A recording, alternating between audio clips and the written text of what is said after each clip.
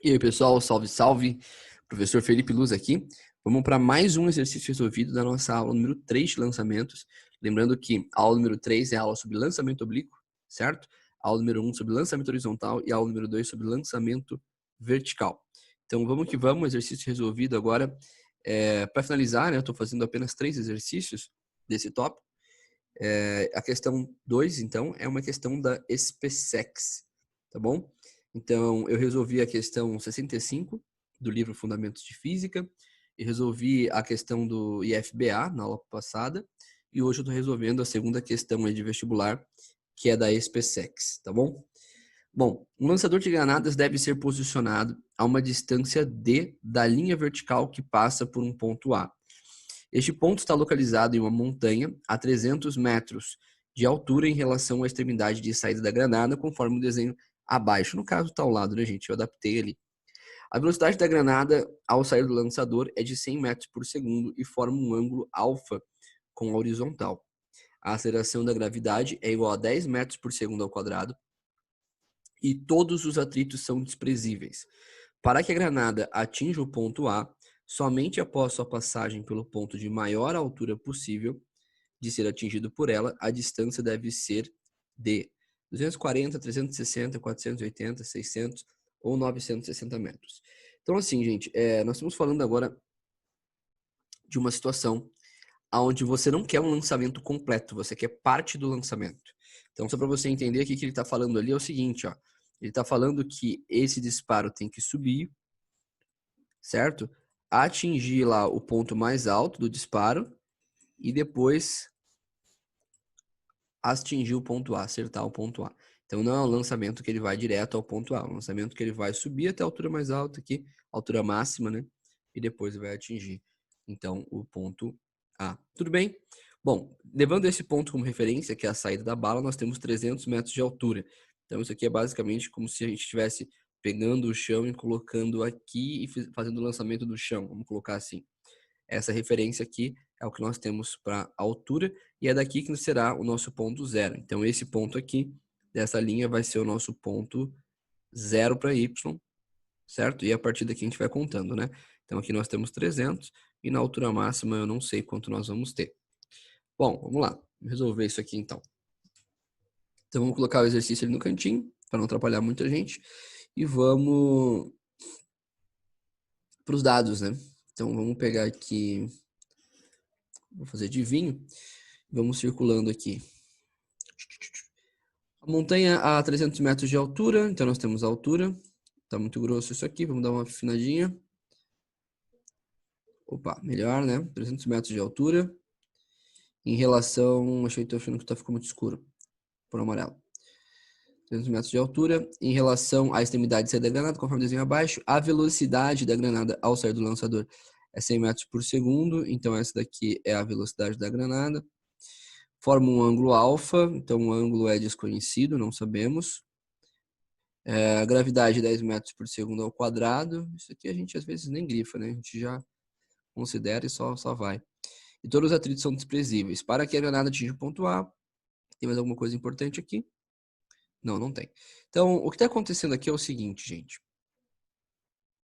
Nós sabemos a velocidade desse lançamento, tá? E nós sabemos também a gravidade. Então, com a velocidade, eu consigo calcular o valor do Vx, do V0x, né, que é a velocidade inicial, que esse disparo vai sair em x, e consigo calcular também a velocidade do disparo em y. Como eu não tenho a distância, veja bem, essa distância aqui, que no nosso caso nós chamamos de alcance, né, geralmente, eu não tenho, é um valor desconhecido para mim, não adianta eu calcular o V0x e tentar resolver pelo eixo x. Porque aí eu vou ter duas incógnitas, vê se você concorda comigo. A gente sabe que alcance é igual o Vx, a velocidade em x, vezes o tempo, não é isso?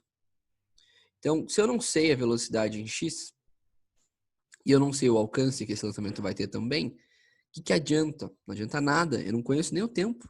Então, vão ser três incógnitas. Então, obviamente, nós não sairemos, não resolveremos esse exercício analisando primeiramente o eixo X. Então, nós vamos fazer aqui uma análise do eixo Y. E o eixo Y é um MUV, né? Então, ele nos dá algumas opções assim de fórmula, dá um pouco mais de opções, né, para de aplicar uma fórmula. Então, uma das fórmulas principais é essa, V é igual a V0 mais AT. E essa é uma fórmula interessante, por quê? Porque nós sabemos que a aceleração é a gravidade e sabemos que a velocidade inicial pode ser calculada através aqui desse valor de 100 metros por segundo. Então, daria para nós calcularmos aqui a velocidade final, porém, todavia, entretanto, eu não sei quanto vale o tempo, então isso aqui também não vai me ajudar. Vamos para outra fórmula de MUV. S é igual a S0 mais V0T mais AT ao quadrado dividido por 2. Então, essa é uma outra equação que nós podemos aplicar, né?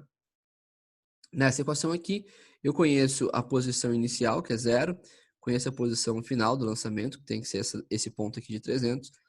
O V0 em Y, nós estamos falando do eixo Y, então isso aqui é V0 Y, tá? Vou até colocar aqui os Y para você não se confundir depois. Vamos colocar aqui também que é SY. Beleza. O tempo nós não conhecemos, a aceleração nós também não conhecemos. Aqui nós temos tempo ao quadrado dividido por 2. É isso aí, tá. Talvez nós conseguimos calcular o tempo através da equação de Torricelli, né? Mas eu não vou saber também a minha variação de deslocamento ali, né? Então, Torricelli também não vai me ajudar aqui nesse caso, ó, mas eu vou colocar a equação para que você saiba que você também poderia usar essa equação aqui. V0 é igual a V0 ao quadrado mais 2A delta S. Eu não sei fazer o delta no teclado de cor, então eu vou desenhar o delta aqui. Ó, essas são as equações do MUV, delta S. Tá, então percebemos que o maior problema nosso aqui é o tempo, né? Acho que o maior problema para nós nesse momento aqui é o tempo, porque nós precisamos dele e nós não temos esse valor. Então, o que nós vamos fazer? Vamos fazer o seguinte, vamos calcular o valor do V0Y, né? E vamos tentar sair a partir disso daí. Então, vamos começar aqui, ó. V0Y. Ok? V0Y é o quê? É o V0 vezes o seno ou o cosseno do ângulo. E agora? Seno? Qual que é o nosso ângulo? Não sabemos. Então, seno de... Eu vou chamar de x, mas ele chamou de alfa, tá? Tô chamando de x porque eu não sei o atalho do alfa no teclado. Então, vamos colocar um seno de x aqui, né? Professor, por que que o y é seno de x? Porque quando você fala em velocidade, a velocidade está assim, certo? Você sabe que o ângulo está aqui, certo? E você sabe que decompondo isso aqui, então você teria VY aqui. Não ficou muito bem desenhado, né? Vou fazer primeiro VX para ter como margem. Ó. VX estaria aqui. E VY estaria aqui. Algo assim, né? Então, se o ângulo está aqui, o VX é o cateto adjacente, né? E o VY seria esse cateto aqui, cateto oposto, ó. Então, eu preciso usar o cateto oposto. Se você for olhar para a forma de seno é cateto oposto sobre a hipotenusa. Então, como nós conhecemos é esse valor aqui, esse valor que vale 100 metros por segundo, o que nós conhecíamos, então, era o valor da hipotenusa, certo? Por isso que a gente usa seno. Mas isso é uma fórmula já pronta, né? Provavelmente seu professor já tinha te passado essa fórmula. Então, eu vou apagar esse rascunho aqui. E é isso. Vamos só aplicar essa fórmula aqui. Então, isso aqui vai ficar o seguinte. V0y é igual ao valor de V0, que é 100, vezes o seno do ângulo, que é 0,8. Então, nós temos uma velocidade em y de 80 metros por segundo ao quadrado. Beleza? Beleza. Tá. Com isso calculado, né? Calculado o valor de V0Y, nós podemos delimitar algumas coisas, tá? E a primeira coisa que nós conseguimos delimitar é o valor do tempo. O valor do tempo, né? Porque quando você olha para essa equação aqui, né? Quando você olha para essa equação aqui, você consegue descobrir o tempo. Ó. Você tem a posição inicial e final para o deslocamento, você tem o V0Y calculado aqui, e você tem a aceleração, porque no eixo Y, a aceleração é a gravidade que puxa todo mundo aí para baixo. Então, nós vamos ter que aplicar esta equação aqui, do M e o V, para poder resolver essa questão do tempo, né? Encontrar esse tempo aí que tanto nos atrapalha de certa forma, né? Tudo bem? Então vamos lá, vamos calcular o tempo para que depois eu possa então calcular a distância, né? Se eu calcular o tempo fica bem fácil eu calcular a distância. A gente já tinha visto, né? Já tinha até colocado para vocês que alcance é Vx vezes tempo, e o Vx você consegue calcular da mesma forma que eu calculei o Vy, né? A única diferença é que você usaria o cosseno. Então, se eu aplicasse aqui, ó, essa fórmula para o Vx, ficaria assim, ó, V0x é igual a 100 vezes o cosseno é 0,6, então nós saberíamos que o V0x é 60 metros por segundo. E aqui eu coloquei um quadrado ali em cima, não sei o que deu na minha mente aí, tô surtado aí. Não existe esse quadrado, né? Velocidade, pelo amor de Deus, professor. Confundir velocidade com aceleração é um crime. Professor criminoso. Então tá aqui, ó, V0y, V0x, dois valores. Então, como o tempo é o nosso problema, vamos lá, vamos aplicar essa equação aqui e vamos descobrir o valor do tempo. O duro é que ela é uma equação de segundo grau, né? Então eu já sei que vocês devem ter um pouco de trauma. Professor, que questão complicada, meu amigo. Isso é uma questão da SpaceX, ou seja, isso são provas militares. Se você tem pretensão de entrar numa prova militar, numa instituição militar ou coisa do tipo, é esse o nível de questão. Você tem que estar preparado. Se você quer uma FUVEST, você pode se deparar com questões desse formato também, tá? Então, quem tem grandes pretensões aí pode se deparar com exercícios desse modelo.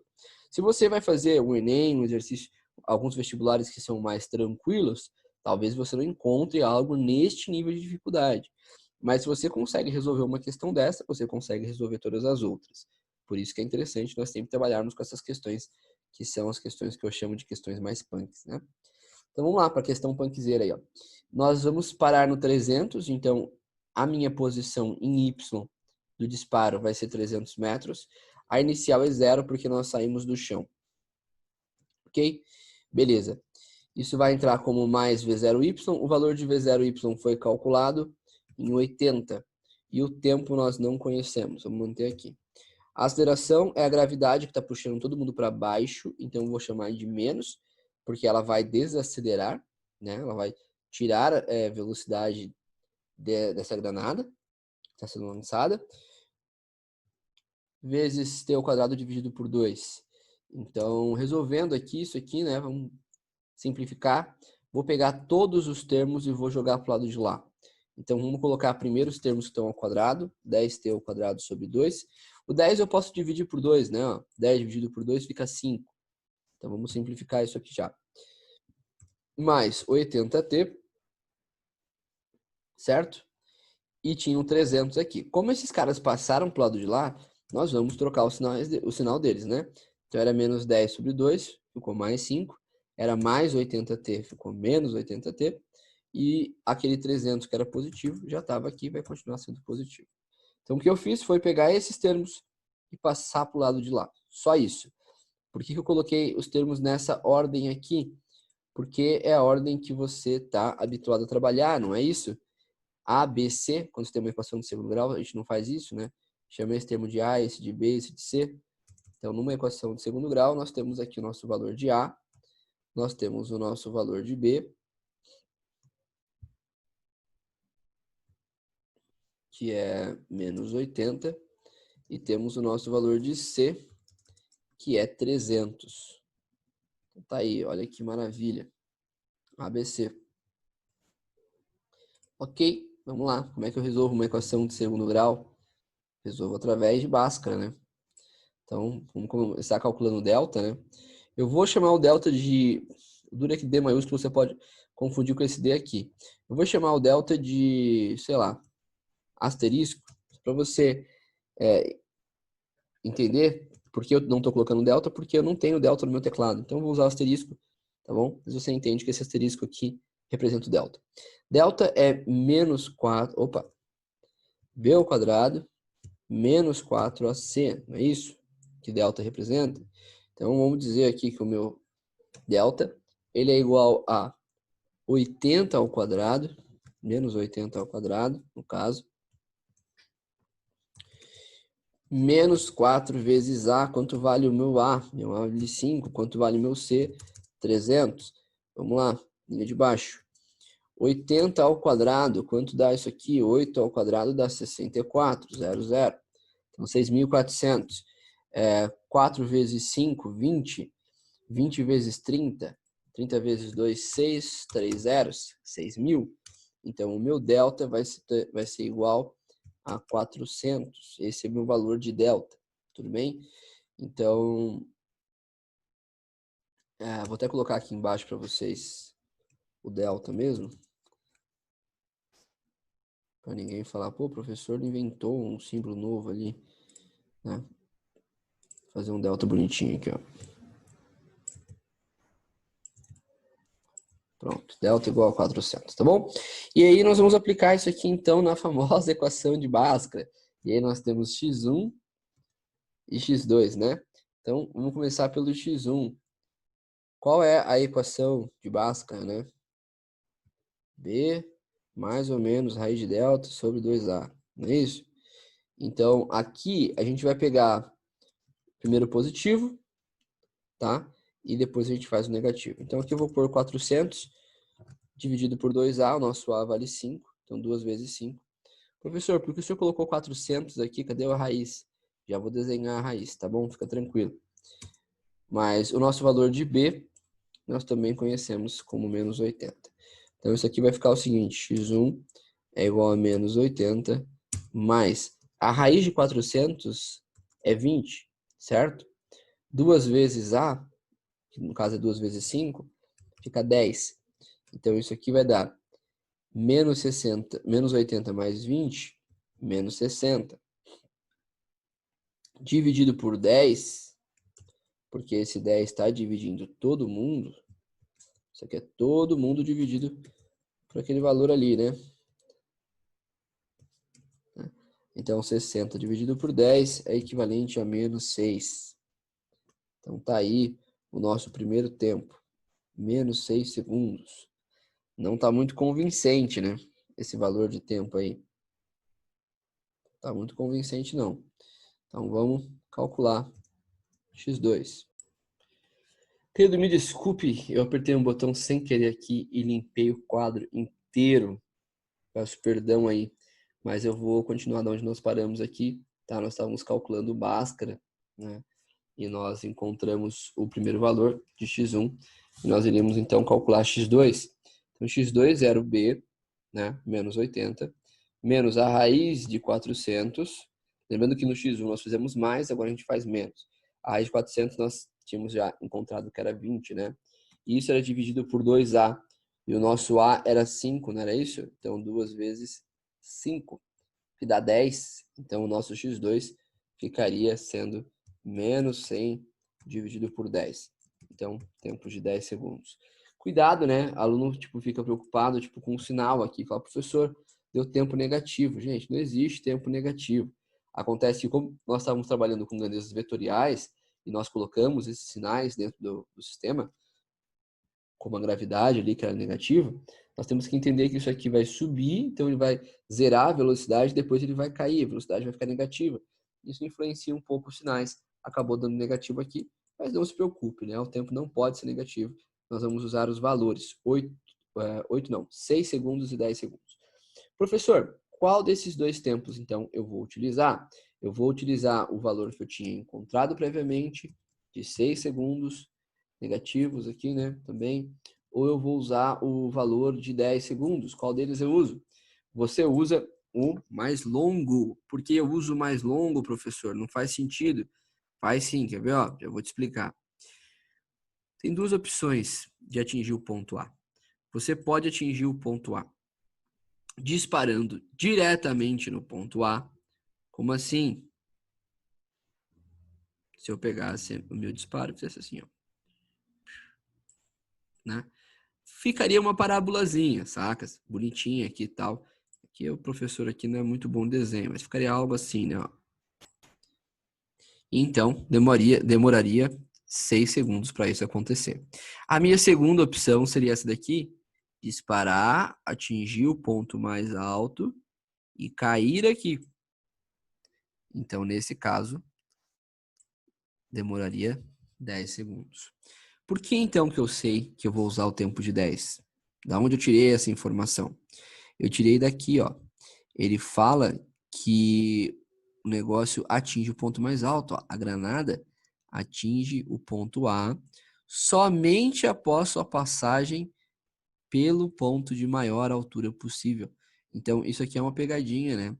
É um exercício que, além de ser um exercício um pouco mais complicadinho que o normal, ele ainda tem uma pegadinha. Ele fala, ó, presta atenção, eu quero que ele passe aqui, hein, pelo ponto mais alto, pela altura mais alta, e depois ele atinge o ponto A.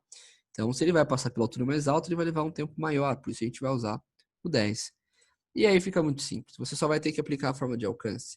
Alcance é Vx vezes tempo, certo?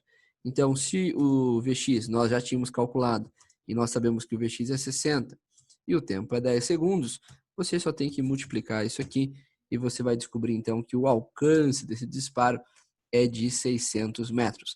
Lembrando que esse não é o alcance máximo, é o alcance daqui até o ponto A, tá bom? O alcance máximo desse disparo seria maior, porque não teria essa montanha aqui, né? Seria como se ele fosse cair para lá, assim. Então, isso aqui é só alcance. Então, esse é o valor final. Chegamos ao final do exercício. Espero que você tenha entendido, espero que vocês tenham gostado dessa resolução. A letra correta, então, é a letra D. Um grande abraço para vocês. Se você gostou, dá um like. Se eu te ajudei, dá um like. Por favor, me ajuda também. Dá esse retorno. Se inscreve no canal para mais conteúdo de física. E é isso. Um grande abraço a todos vocês. Até a próxima aula. Fui.